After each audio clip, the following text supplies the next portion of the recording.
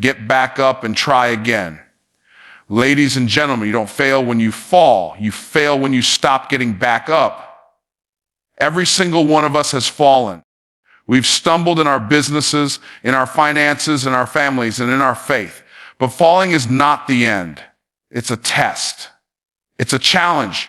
And more importantly, it's an invitation. Failure is feedback, not final. Many people grow up believing that failure is something to be feared, something to avoid at all costs. They see it as the end of the road, a sign that they weren't good enough, smart enough, or strong enough. But that mindset is rooted in fear, not truth. The reality is failure is one of the most powerful tools for growth and transformation. It's not final. It's feedback. It's a signal, not a sentence. When you try something and it doesn't work out the way you expected, it's easy to feel discouraged. It's easy to internalize that experience as a judgment on your worth or ability. But failure isn't personal. It's situational. It's an event, not a label. It's not saying, you're a failure. It's saying, that method didn't work. And when you understand that, failure loses its sting and becomes a tool in your hands, not a weight on your shoulders. Every successful person you've ever heard of, every entrepreneur, leader, inventor, artist, has failed more times than most people are willing to try. But they succeeded because they learned how to treat failure as information. They saw it as a stepping stone, not a stop sign. They didn't take failure and build a wall with it. They used it to build a staircase. The problem is that many people never get to that level of understanding. They fall once and decide the dream wasn't meant for them. They try once, and when it doesn't work, they retreat. But failure is supposed to teach you something. It's supposed to show you what needs to change. It gives you a blueprint. It shines a light on the weaknesses in your approach, the gaps in your strategy, or the limitations in your mindset. What's powerful is that failure can refine you. It can purify your intentions. It can strip away the arrogance and pride and leave behind hunger, humility, and focus. There are lessons that success can never teach you. Success makes you comfortable. Failure makes you pay attention. It forces you to confront reality, to reevaluate your choices, and to dig deeper into your purpose. When you stop viewing failure as a threat and start seeing it as feedback, you reclaim your power. You become a learner, and learners are unstoppable. Because when you learn from failure, you come back smarter. You come back stronger. You don't just repeat the same thing hoping for a different result. You innovate, you shift, you grow. This doesn't mean failure is easy or pleasant. It can hurt. It can feel humiliating. It can shake your confidence. But what matters more than how it feels is what you do with it. Some people fail and become bitter. Others fail and become better. The difference is in how they process the experience. Do they see it as a verdict or a lesson? Do they see it as the end or as part of the process? Think about a scientist in a lab. They run experiments all day long. Some succeed. Most fail. But every failed experiment gives them data. They take notes. They adjust. They refine the formula. They don't cry over it. They don't quit. Because they understand failure is part of the process that leads to discovery. In the same way, every time you fall short, you're getting data about your habits, your systems, your timing, your environment, even your mindset. It's not just about trying again. It's about trying again, me differently. That's where growth happens. That's where resilience is built. That's how mastery is formed. Not in the absence of failure, but in the persistence to use failure as feedback and keep moving forward with new understanding. Failure is one of life's greatest instructors. If you're willing to be a student, but if you let it define you, if you let it discourage you, it becomes a weight. The moment you choose to treat it as feedback, you strip it of its power to stop you. You put yourself back in control because now you're not just reacting to life, you're learning from it. You're adapting. You're improving. That's what separates People who make it from people who don't. Not talent, luck, but mindset. The willingness to see failure not as a final destination, but as valuable, usable, real-time feedback. Falling is inevitable. Quitting is optional. No matter how skilled, prepared, or confident you are, at some point in life you will fall. You will stumble. You will get knocked off course. That's not a possibility, it's a guarantee. Life has a way of testing everyone. It doesn't matter how much you know, how much you've practiced, or how passionate you are. Challenges will come, setbacks will hit. And when they do, you will find yourself face down in the middle of your journey, wondering what went wrong. But falling is not the same as failing. Falling is part of the process. Every great story includes a fall, but what makes it great is what comes next. Will you stay down? Will you let the moment define you? Or will you get back up and keep going? Falling is human. It reminds you that you're not perfect. It reminds you that you're still growing. And in many ways, it humbles you in a way success never can. It forces you to reevaluate your foundation. It exposes the cracks. It reveals the areas you've been neglecting. But none of that means you've been disqualified. It just means you're being refined. The world we live in celebrates success, but it often hides the struggle. People post the highlight reels, the wins, the promotions, the breakthroughs. But what they don't show is the part where they got knocked down times before the victory came. That leads many to believe that falling is failure, that a misstep means you're not cut out for it. But that's a lie. The truth is everyone falls. Champions fall. Leaders fall. Visionaries fall. The difference is they don't stay down. You have a choice every time you fall. You can quit or you can rise. Quitting is always an option. It's easy. It's convenient. And on the surface, it even feels like relief. But quitting carries a cost. It costs you your growth. It costs you your calling. It costs you the fulfillment that comes from pushing through and discovering what you're truly capable of. On the other hand, rising is painful. It demands effort. It requires courage. It forces you to face your fear, your doubt, your disappointment. But rising also brings clarity. It brings power. It reveals resilience. Because when you get back up after a fall, something shifts in you.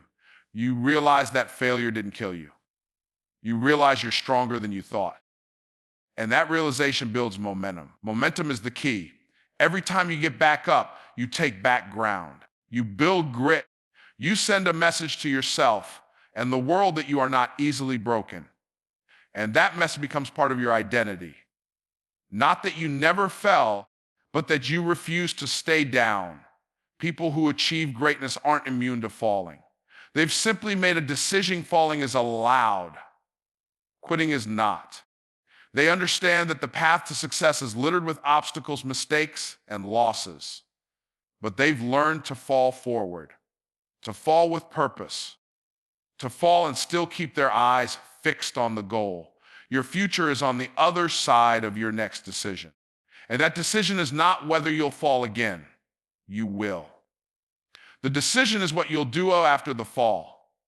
That's where character is forged. That's where destiny is shaped. Not in the perfect execution of a plan, but in the courage to continue when the plan breaks down. When life hits hard, the easy route is to stay down. The honorable route is to rise. The powerful route is to learn, adjust, and move again. Falling may be written into your story, but quitting never has to be. Wisdom grows through experience and pain. Wisdom is not simply the result of reading books, hearing advice, or accumulating information. True wisdom is formed in the trenches, where decisions carry consequences, where mistakes sting, and where growth is often birthed through discomfort. Pain is a teacher that doesn't speak with words, but its lessons echo for a lifetime. Experience is the classroom, pain is the curriculum. Together, they shape a wisdom that cannot be faked, bought, or borrowed. Everyone wants the rewards that wisdom brings. Clarity, discernment, maturity, and the ability to make better choices. but few want to pay the price required to gain it. That price is often paid in sleepless nights, financial losses, broken relationships, unexpected failures, and the long road of perseverance. You don't get wisdom by avoiding hard times. You get it by walking through them and refusing to waste the pain. Pain has a way of breaking through the noise. It focuses your attention. It strips away the distractions. When you're hurting, you're listening in a different way. You're looking inward. You're searching, and it's in those moments when everything else is stripped away that wisdom often begins to take root. You learn what matters. You learn what lasts. You discover what you can live without and what you can't afford to let go. You begin to see people and situations differently. The same eyes that once chased after quick wins begin to crave something deeper, more lasting, more meaningful. Pain humbles you. It slows you down. And in that stillness, you begin to understand what you never saw before. Experience on its own doesn't guarantee wisdom. Some people go through the same painful cycles for years and never change. That's because they're not learning from the experience. They're surviving it, but not studying it. They're repeating patterns instead of reflecting on them. Wisdom requires reflection. It demands that you look back, not with shame, but with curiosity. What happened? Why did it happen? What can I take from this and apply forward? The people who carry the most wisdom are often the ones who've been through the most. They've seen the highs and lows. They've felt the sting of regret. They've wrestled with disappointment, but they've also made a decision not to let those things make them bitter. They've chosen to let pain make them better. They've allowed experience to teach, not just torment. When you begin to see your struggles through this lens, you stop resenting them. You start recognizing them as divine appointments for growth. That heartbreak, it taught you how to value trust. That business failure, it taught you financial discipline. That betrayal, it taught you to protect your peace and sharpen your discernment. These are lessons no textbook could have given you. They are paid for with experience and sealed with tears, but they make you wise beyond your years. Wisdom also gives you the power to help others. It makes you a resource, not just a survivor. When someone else is facing a mountain you've already climbed, your insight becomes a guide for their journey. But that only happens if you've done the internal work of turning pain into perspective.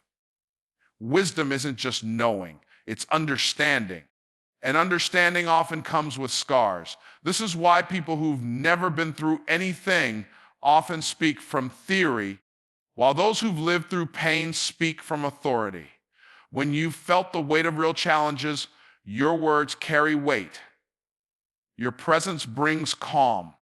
Your voice brings stability, because you're not guessing, you know. Not just from what you've heard, but from what you've lived. And it's not just about knowing what to do. It's about knowing where to act, how to respond, or what to prioritize. That kind of insight only comes through process. And the process always includes pressure. You can't microwave wisdom. It's forged in fire. It takes time. It takes tests. And every time you pass through one, you emerge with a little more insight, a little more strength, a little more clarity. Purpose remains despite setbacks. Purpose is not fragile. It doesn't shatter when life falls apart. It doesn't disappear when plans fail. Purpose is rooted deeper than circumstance. It's woven into your design. It was there before the setback, and it will still be there after. Setbacks may delay your journey, but they can never cancel your calling unless you choose to walk away from it. Too often, people confuse purpose with position. They think because they lost the job, the opportunity, the title, or the platform, they've lost their purpose. But purpose is not a title you wear. It's a truth you carry. It's the reason you were created, the impact you were born to make, and the assignment only you can fulfill. Setbacks might take away your tools, but they can't take away your mission. Life has a way of disrupting even the best laid plans. You start out with vision, momentum, clarity, and then something hits, a failure, a betrayal, a door slammed shut that you were sure was meant to open. It's frustrating. It's disorienting. And in that moment, the temptation is to believe that everything you were working toward is now meaningless. But that's the moment where your understanding of purpose must go deeper. Purpose is not dependent on things going your way. In fact, many times, it's revealed through things falling apart. Setbacks expose whether your purpose was built on convenience or conviction. If you only believe in your purpose when everything is easy, then it was never purpose, it was preference. True purpose shows up when it's hard, when there's resistance, when the path forward isn't clear. Because it's in those times that you discover what you're really made of. You find out whether you're driven by calling or comfort. What you must understand is that your purpose doesn't need ideal conditions to be activated. It needs your commitment. You can lose everything and still walk in purpose. You can be rejected, overlooked, underestimated, and still be exactly where you need to be to make an impact. Purpose is not about being recognized. It's about being responsible with what you've been given where you are right now. Some of your greatest seasons of purpose will come in your most difficult seasons of life. That's because purpose often grows best in pressure. When the distractions are stripped away, when the applause fades, when the detours come, that's when you begin to ask deeper questions. That's when you get clarity about what really matters. That's when you begin to see that your assignment was never just about success. It was about service. It was about becoming the person who could carry the vision, not just create it. Setbacks don't shrink your purpose. They sharpen it. They force you to focus. They test your endurance. They reveal your true motivations. And if you stay the course, they equip you with wisdom, resilience, and strength that success alone could never give you. That's why some people come out of a setback more powerful than they were before. Not because they avoided pain, but because they allowed pain to deepen their sense of purpose. You must remember the delay is not the denial. Just because it hasn't happened, yet doesn't mean it never will. Just because it's harder than you expected, doesn't mean it's not meant for you. Purpose is bigger than timing. It doesn't expire. It doesn't dissolve in disappointment. It remains.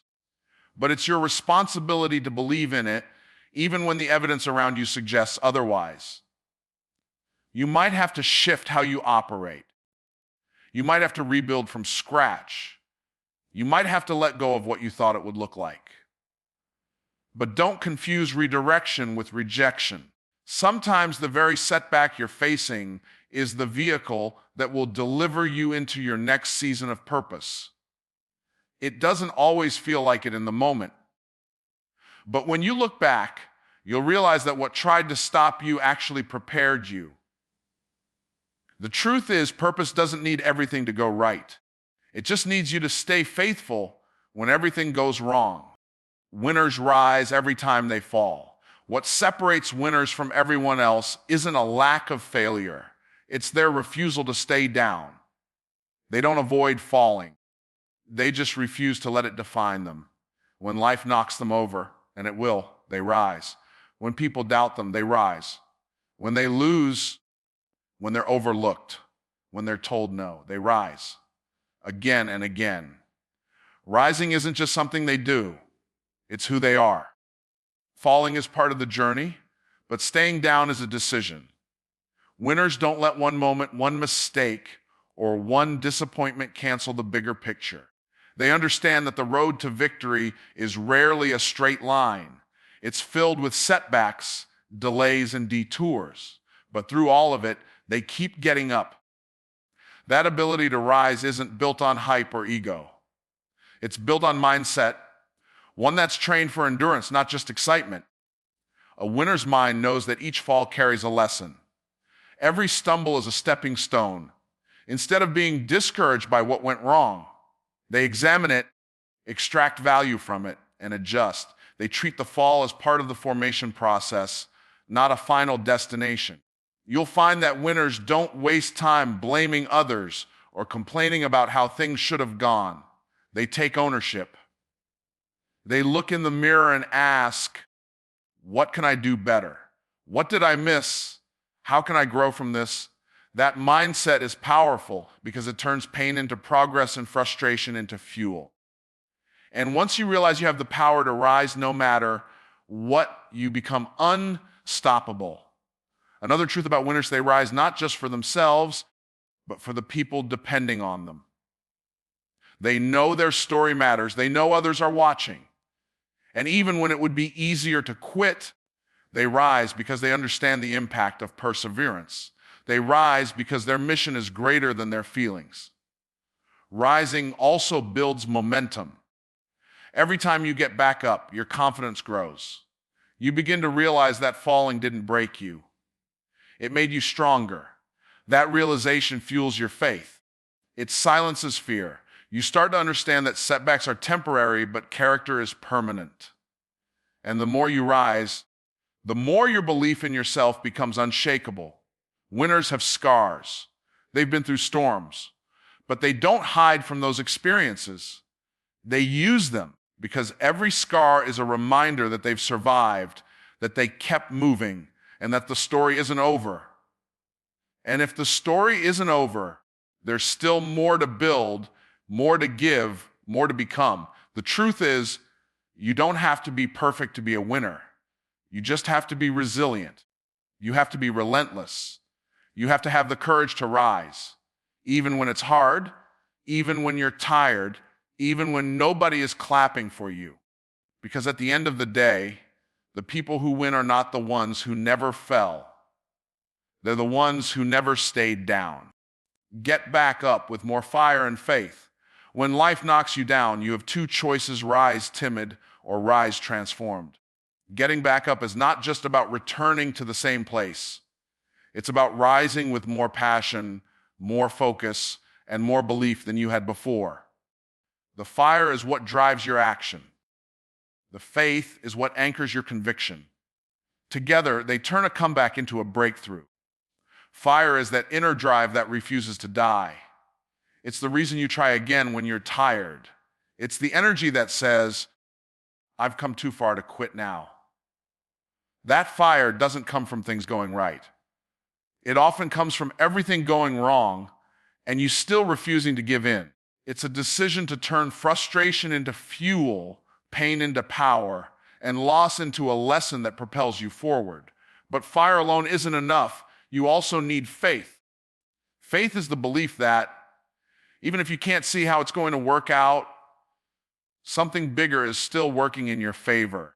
Faith is what keeps you moving when logic says you should give up. It's what holds you steady when results are delayed, when support is scarce, and when the evidence doesn't match the vision. Faith tells you the story isn't finished just because the chapter is hard. Getting back up with more fire and faith means you don't return passively. You return stronger.